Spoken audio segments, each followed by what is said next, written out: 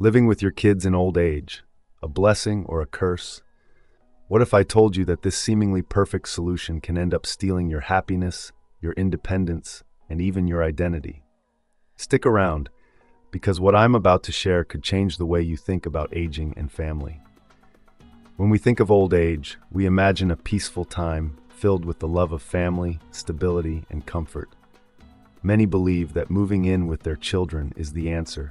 A chance to be closer, help with the grandkids, and let their children care for them in return. It seems like a natural progression, right? After a lifetime of sacrifice, surely the support and care of family in their golden years will be the reward. Take Leah, for example. After her husband's passing, she decided it was time to live with her son, Carlos. She had given so much of her life to her family, from raising her children with love and dedication to caring for her sick husband without a single complaint.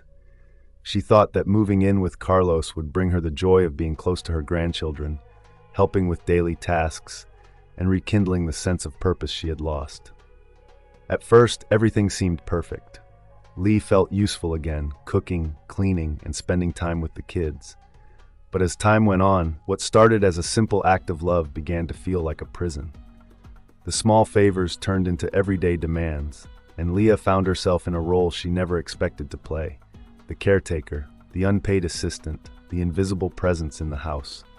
Her needs, her desires, her life seemed to vanish in the background, all for the sake of keeping the family running smoothly.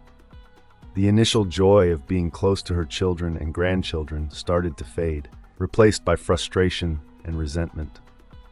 Carlos and his wife Marina began to take her presence for granted, and what should have been a shared family life soon felt more like a series of obligations. Her independence was slipping away, and with it, her happiness. What was meant to be a source of joy, a new chapter in her life, turned into a constant cycle of sacrifice that drained her emotionally, mentally, and physically. One day, the weight of it all became undeniable.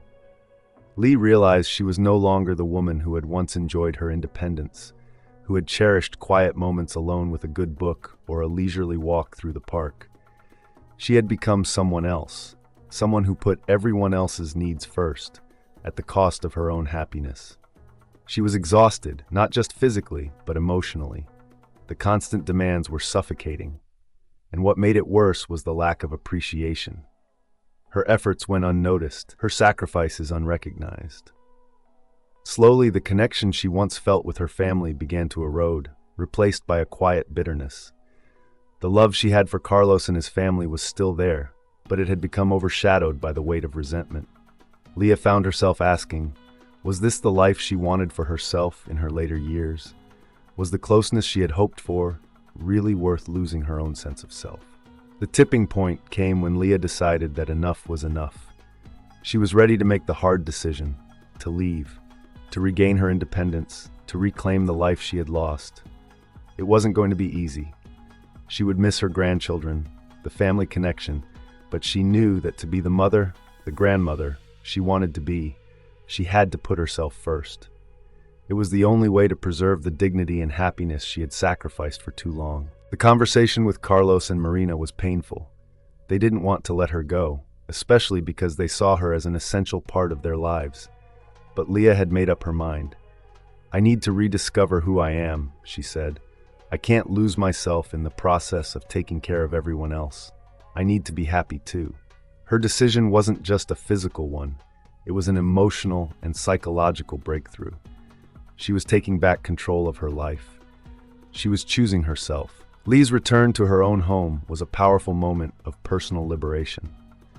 As she stepped back into her space, the weight she had carried for so long lifted. She was no longer trapped by the demands of others.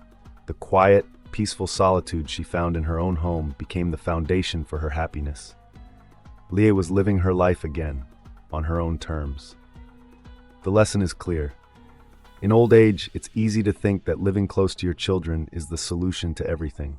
But true happiness comes from preserving your independence, your dignity, and your sense of self. Family can be a blessing, but at what cost? You can still love your family and be there for them, but you must also be there for yourself. Never forget, Your happiness and well-being are the foundation upon which your relationships can truly thrive. Take control of your life. Don't let it slip away in the name of sacrifice.